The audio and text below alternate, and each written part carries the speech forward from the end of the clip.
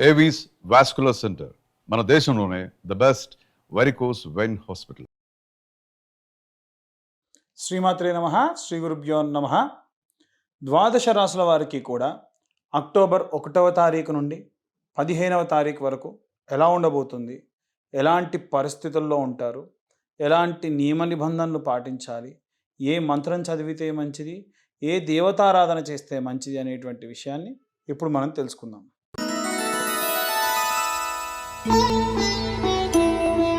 కర్కాటక రాశి వారికి సంబంధించి అక్టోబర్ 1వ తారీఖు నుండి 15వ తారీఖు వరకు ఎలా ఉండబోతుంది, ఎలాంటి రెమెడీస్ తీసుకోవాలి, వీళ్ళు అసలు ఏ పరిస్థితుల్లో ఉన్నారనే విషయాన్ని ఇప్పుడు మనం తెలుసుకుందాం.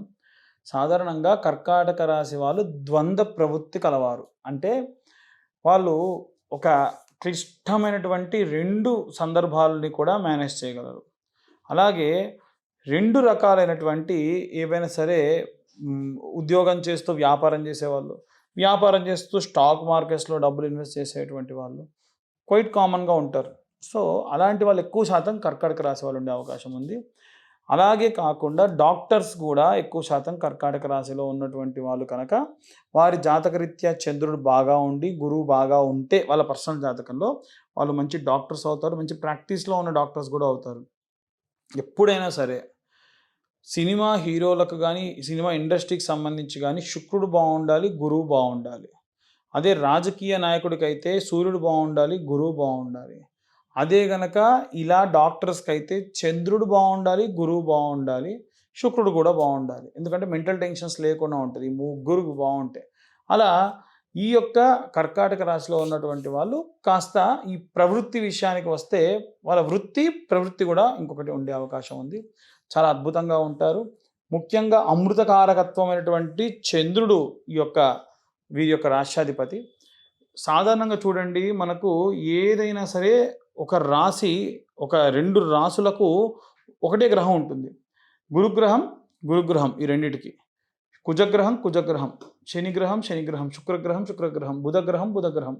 కానీ ఈ కర్కాటకము సింహానికి మాత్రమే ఒక్కొక్కటే ఉంటుంది. అది కర్కాటక రాశికి వచ్చేసి చంద్రుడు, అలాగే సింహరాశికి వచ్చి సూర్యుడు. కాబట్టి ఈ యొక్క కర్కాటక రాశిలో ఉన్న వాళ్ళు కాస్త స్పెషల్.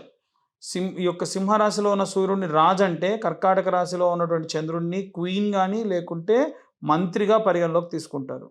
సో ఏవైనా సరే ఆరోగ్య సమస్యలు ఉన్నా, ఆ పరమైనటువంటి ఇబ్బందులు ఉన్నా సరే ఈ యొక్క కర్కాటక రాశి వాళ్ళని బాగా హ్యాండిల్ చేస్తారనమాట. అలా 12వ స్థానంలో గురుగ్రహ సంచారం చేస్తూ ఉన్న కారణం చేత 12th హౌస్ ఎప్పుడూ కూడా ఏంటంటే ఖర్చుతో కూడుకున్నటువంటిది. కానీ అక్కడ గురుగ్రహం వీరికి స్వల్ప లాభం చేసేటువంటి అవకాశమే కనిపిస్తుంది. 2వ స్థానంలో కేతువు, మీ యొక్క ఫైనాన్షియల్ స్టేటస్ అన్నీ కూడా అద్భుతంగా ఉంటాయి, ఎటువంటి సందేహం లేదు. ఈ యొక్క 2వ స్థానంలో ఉన్న కేతువు చాలా బాగున్నాడు. 3వ స్థానంలో శుక్రుడు మరియు సూర్యుడు. 3వ స్థానంలో శుక్రుడు ఉంటే మీ యొక్క ఇంట్లో ఉన్నటువంటి భార్యాభర్తలు ఇద్దరి మధ్యలో కూడా మిస్కమ్యూనికేషన్స్ వచ్చేటువంటి అవకాశం ఉంది, జాగ్రత్తగా ఉండాలి.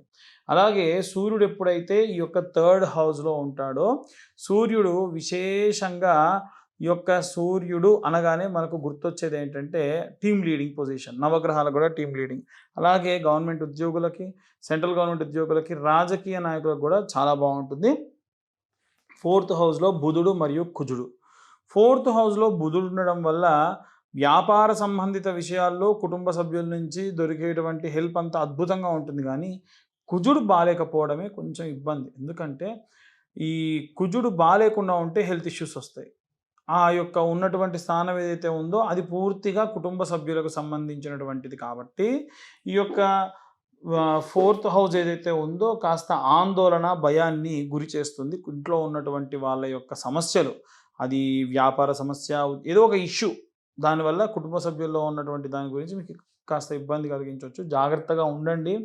అలాగే 8th హౌస్లో రాహువు. అష్టమంలో రాహువు కూడా మంచిది కాదు, పాపగ్రహ సంచారం అంటారు. అష్టమంలో మనకు అష్టమ శుద్ధి ఎప్పుడూ ఉండాలి. గోచారంలో కూడా అష్టమ శుద్ధి ఉంటే మంచిది, జాతకంలో కూడా అష్టమ శుద్ధి ఉంటే మంచిది. పాపగ్రహం కంటే కూడా ఏదైనా శుభగ్రహ సంచారం మంచి సత్ఫలితాలు ఇస్తుంది. ఇక్కడ 8th హౌస్ పరివర్తన అంటే మీరు ఏదైనా మారాలి, అలవాటు ఉంది, మీకు ఏదైనా ఒక అలవాటు ఉందనుకోండి, పొరపాటున సిగరెటో మందో మారదాం అనుకుని మీ ఫ్రెండ్స్ ఎవరైనా పార్టీలకు పిలిస్తే "హే, లేదురా నేను అన్ని మానేసా" అంటే నిన్ను ఎవరు తాగమన్నారు, వచ్చి కూర్చో అంటారు. అక్కడికి వెళ్ళిన తర్వాత మళ్ళీ ప్రేరేపిస్తారు. వదిలేసినటువంటి అలవాట్లను పట్టుకోకుండా ఉండాలి అంటే 8th హౌస్లో మంచి గ్రహం సంచారం చేయాలి.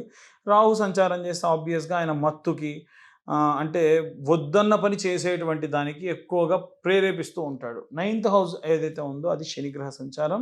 ఈ శనిగ్రహ సంచారం శని చండాలం అని ఉన్నటువంటి టైం అలా ఉంది కాబట్టి 9th హౌస్లో ఉన్నటువంటి శని ఎటువంటి లాభాలు చేయడు. మీరు ఏవైతే ఉదాహరణకు కొంతమంది నేను పలానా టూర్కి వెళ్ళలేరు, పలానా దేవుడిని కలవలేరు. కొంతమంది మేము పలానా యాగం చేయించుకోలేము. కాబట్టి వాళ్ళు అనుకుంటారు తప్ప పనులు కానివ్వడు. దానికి కారణం ఏంటంటే గ్రహ సంచారం. ఇక ఇవన్నీ కూడా ఏంటంటే గోచార రీత్యా ఉన్నటువంటి విషయములు. పూర్తిగా మీ జాతకం గురించి ఎవరైనా తెలుసుకోవాలంటే కింద ఉన్న నెంబర్కి మీ పేరు, date of birth, time, place WhatsApp చేయండి.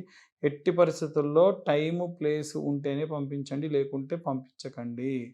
ఎందుకంటే టైం, ప్లేస్, డేట్ ఏం లేకుంటే మనం చెప్పలేం.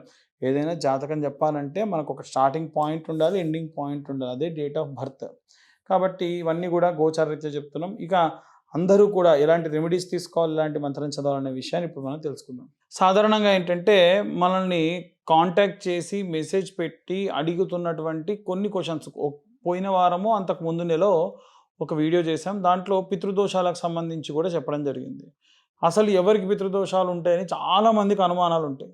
ఎవరైనా సరే ఇంట్లో 60 సంవత్సరాలు నిండకుండానే చనిపోతూ ఉన్నారు అలాగే అనుకోండి, అదొకటి కారణం పితృదోషాలకి. ఎవరైనా సరే పిల్లలకు కంటిన్యూగా లేట్ మ్యారేజెస్ అవుతున్నాయి, అది పితృదోషాలకు కారణం. పెళ్ళిళ్ళు అవుతున్నాయి, పుట్టే పిల్లలు అసలు పుట్టట్లేదు. పుట్టినా కానీ అంగవైకల్యంతో కానీ ఆటిజంతో కానీ పుడుతున్నారు అనుకోండి, అది కూడా పితృదోషాల్లో కారణమే. భ్రూణ హత్య చేస్తే కూడా పితృదోషమే. నాకు ఇప్పుడు ఇంట్రెస్ట్ లేదు, పిల్లల్ని పెంచేటువంటి ఉద్దేశం లేదు అనుకొని ఎవరైనా సరే ఈ యొక్క అబార్షన్స్ చేయించుకుంటే అది కూడా పితృదోషమే. ఇవాళ రేపు ఏంటంటే లివింగ్ రిలేషన్షిప్లో ఉండి ఒక అమ్మాయిని నేను పెళ్లి చేసుకోవాలి, ఒక అబ్బాయిని నేను పెళ్లి చేసుకోవాలి అనుకోవడము, వాళ్ళ మనస్సును చాలా కఠినంగా బాధ పెట్టడము, తిట్టడము, కొట్టడం లాంటివి చేస్తే అప్పుడు ఖచ్చితంగా స్త్రీ దోషం అనేటువంటిది వస్తుంది, స్త్రీ శాపం అనేది వస్తుంది. అది కూడా ఈ పితృదోషాలకు వర్తిస్తూ ఉంది. అలాగే మాతృదోషం ఉంటుందా? అది ఎలా ఉంటుంది? తల్లి యొక్క మాతృశాపం ఎలా పెడుతుందని అంటారు.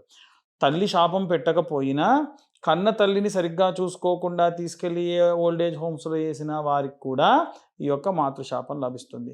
ఇలాంటి వాటన్నిటికీ కూడా గోకర్ణ క్షేత్రంలో విశేషంగా 9 రకాలైనటువంటి పూజలతోని ఈ యొక్క దోషములన్నీ తీసేస్తారు. అందులో భాగంగా సంకల్పము, గణపతి పూజ, అలాగే వసు, రుద్ర, ఆదిత్య, ప్రేత ఆవాహన, ఆ తర్వాతకి మోక్షనారాయణ హోమము, మోక్షనారాయణ బలి పూజ, త్రిపిండి శార్దము, పంచమ పిండాలు, దశమ పిండాలు, అలాగే ఈ యొక్క ప్రాయశ్చిత్త తిలా హోమము, సముద్ర స్నానము, ఇవన్నీ కూడా ఉంటాయి. ఇవన్నీ కూడా చేయడం వలన ఆ దోషం అనేటువంటిది పోతుంది. ఎవరైతే ఈ దోషాలతోని బాధపడుతూ ఉన్నారు, ఇంకా నేను చాలా ఉన్నాయి, దాంట్లో కొన్ని మాత్రమే చెప్పాను.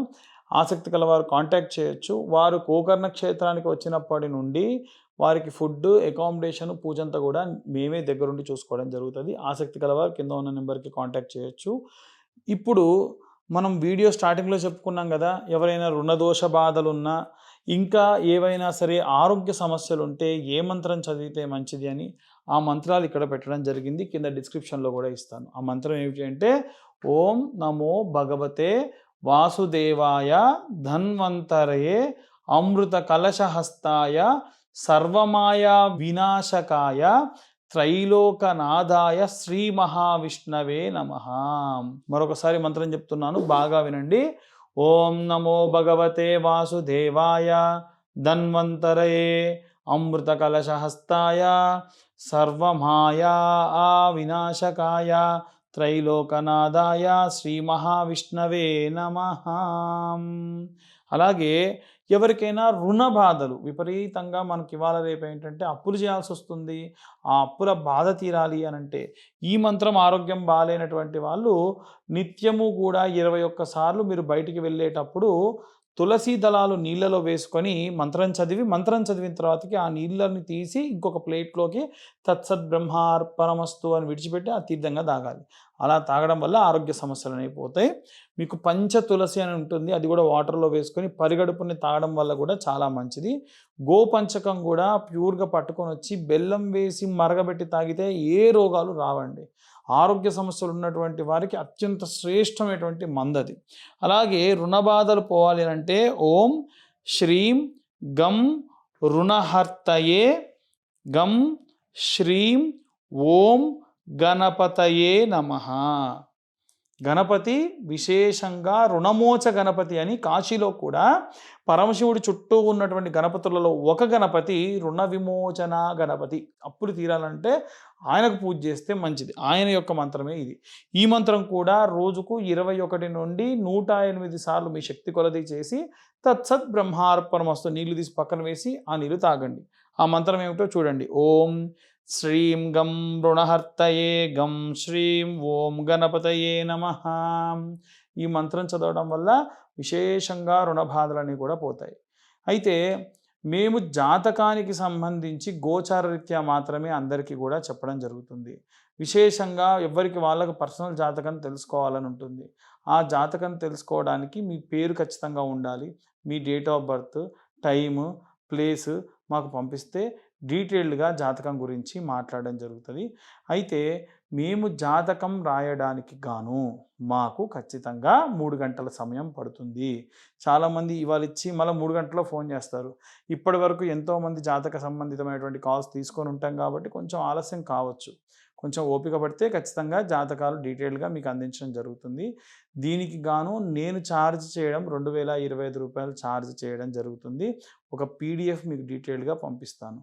అలాగే ఈ జాతక దోషములన్నిటితో పాటుగా ఇంకా ఏవైనా సరే కొంతమంది ఆఫీసులకు వెళ్తూ ఉంటారు, బయట పొలం పనులకు వెళ్తూ ఉంటారు. ఏవైనా సరే అంటే మన ఛానల్లో నా వీడియోస్ ఎక్కువగా చూసేటువంటి వాళ్ళు దిగువ మధ్యతరగతి కుటుంబీకులు ఉన్నారు కాబట్టి ఎవరైతే డబ్బులు వెచ్చించి జాతకం చెప్పించుకుంటారో జ్వాలాముఖి మాల ఇవ్వడం జరుగుతుంది. జ్వాలాముఖి అనంటే అగ్నిపర్వతం పగిలి బయటికి వచ్చినటువంటి లావా ఏదైతే ఉందో రాళ్ళ మీద పడ్డ తర్వాతకి దాన్ని కార్వింగ్ చేసి చేస్తారనమాట. అది విశేషమైనటువంటి శక్తి కలది. దానికి అంటు ముట్టు శౌచం ఏమీ ఉండదు కాబట్టి సాధారణంగా కూడా వేసుకోవచ్చు. ఎవరైతే జాతకం చెప్పించుకుంటారో వాళ్ళకి ఆ జ్వాలాముఖి మాల కూడా ఇవ్వడం జరుగుతుంది. సాధారణంగా ఆ మాల ఒక్కటే నేను కొనడమే ₹1100 పెట్టి కొంటాను. ఎందుకు అనంటే ప్రత్యేకంగా ఇబ్బందుల్లో ఉన్న వాళ్ళకి ఏదో నాకు తోచిన సహాయం చేయాలని నేను ఇది చేయడం జరుగుతుంది. ఆసక్తి కల వారు కింద ఉన్న నెంబర్కి కాంటాక్ట్ చేయొచ్చు. సర్వే జనా సుఖినో భవంతు. స్వస్తి.